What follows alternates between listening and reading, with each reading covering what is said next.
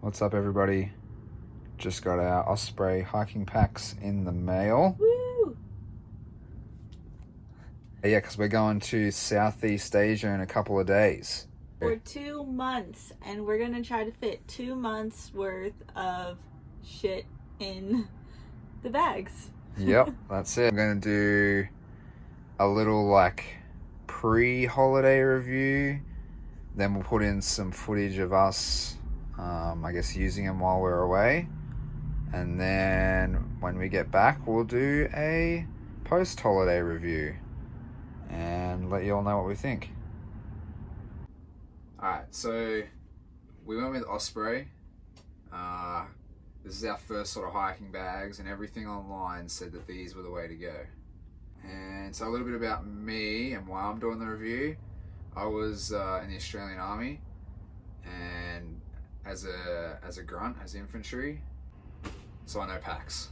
Did a lot of marching and stuff like that. So I'm gonna do a quick little review, pre-holiday, and yeah, I haven't looked at them yet at all. So I guess we'll go through them now. I got the Farpoint70 litre, and we got Chas the Fairview55. It's the exact same, but Fairview is the woman's one, and the differences apparently in the sort of like frame itself. So it's more suited around like the waist and around the shoulders for a woman's body type. We almost got her the Farpoint and was thinking it doesn't matter, but at the end of the day we went with what's going to be the sort of safer option, especially if we find ourselves packing heavy. This is pretty handy to have because from what we've seen online, like the 55s, people reckon you can take those in carry-on, so that can definitely bring down the costs. So it's pretty handy to be able to put the straps away, and then you've got like a little side carry handle with, yeah, you can adjust the shoulder straps to the right sort of height, because you want those to be like right on the back of your shoulder. You don't want to have any space in between there. The padding seems to be like pretty good for like a civilian pack. The 70, some people said the 70 they got into carry-on as well, but some people reckon it can be a little too big. Technically they're both too big for carry-on, but I don't know, people reckon they get away with it. Already, I don't know if it's just because this is a 70, but it looks like the frame's actually a little bigger lengthways, and also the shoulders look a little bit wider as well up here. The hip pads also look longer and bigger as well. Longer as in going like out and wider. It also looks like slightly wider down here as well with the hips. But yeah, these look pretty sturdy. They look pretty good, pretty comfortable.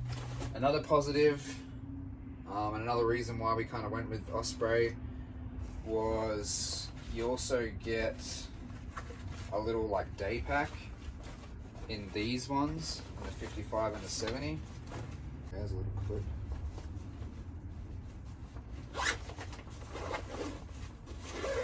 Yeah, there we go. That's it. So that's pretty handy too. So I mean, you can just travel with that alone and you don't need anything else. The day pack looks pretty standard. Nice like little fluoro stuff inside. That'd be pretty handy for safety anyway if you ever got lost. But this looks, yeah, pretty standard little day pack, I think. A couple of little like pockets and stuff. So it's going to be the same on that. There's like no pockets whatsoever inside of this thing. There's a couple of straps, but yeah, that's about it. So I guess you could strap something down. I guess the only pocket is like this thing. So that's going to be interesting to see how that works out. If you're getting it as a backpack, you might not like that.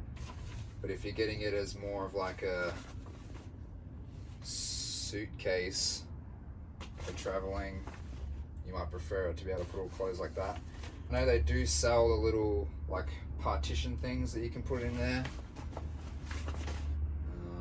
So that's another thing, but that's an additional cost, so exactly the same.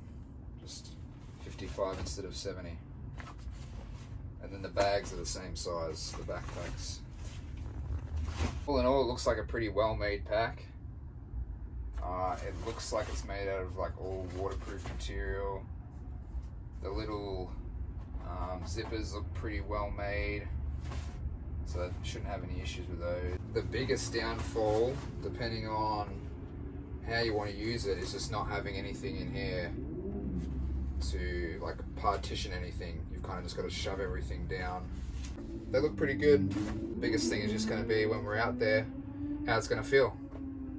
But we're going to get to packing, and we'll let you know after our trip how they went. Thanks, guys.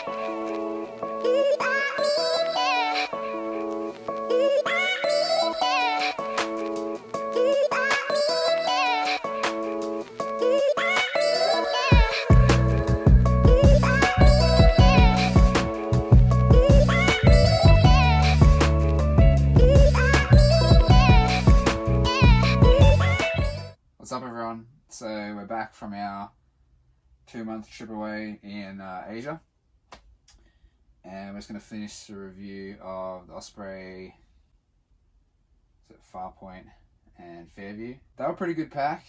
I think some of the positives were sort of having, well, 2 separate bags, but having like the ability to put the straps away.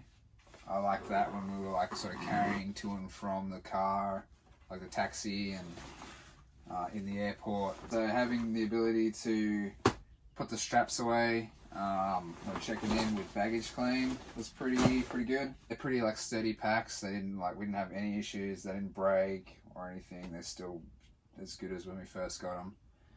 One sort of negative that I wasn't a fan of was like having nothing inside, like no compartments inside the bag. I think I would prefer to have more of those, but you can buy them from Osprey at an extra cost. Point to note on the size, the 70 litre when it's filled up is really big. I don't think you'd be able to get this on carry-on. Even with like taking this off and having it as a personal item and then having that as carry-on, I think this is just too big and you'll get caught up with a lot of airlines. You might get away with it if there's hardly anything in it, but is that a risk worth taking? That's up to you. This one you could definitely get away with taking it as carry-on, just depending on how stringent the airline is, if they're going to be checking that stuff. I know a lot of Australian airlines, they're like all over that stuff, so you might not be able to get it if you're going to Australia. But yeah, if you take the bag off and use it as personal, I definitely think you can get this thing in as carry-on. So if size, if you're wanting it for carry-on, but you are looking for something that's big and on the edge, then the 50 litre is definitely worth looking at, in my opinion. I think you can get on a lot of airlines. But other than that, it's pretty basic. Did you have anything that you liked or disliked about it? I really liked them. Yeah. They were like, as for like comfort wise, they weren't too bad. There's nothing special about them. I felt like they were pretty comfortable for me. Yeah. One thing with comfort and this bag, like I wore this at one stage for like a whole day, walking around, and it did start to get a little uncomfortable, like, but as you can see, there's like not much to it really, but it was starting to get a little uncomfortable around like the shoulder area. I don't know if it's because they're like really close together, but we didn't go on any like huge trekking adventures, so it's hard to say exactly how comfortable this would be long term, but there wasn't really any issues with it when we were wearing them around. That's about it. What you see is what you get. Are they worth it for the price? I'm on the fence. If you can get it on sale, definitely worth it. At full price, there might be better stuff out there, but in saying that, I haven't looked too much.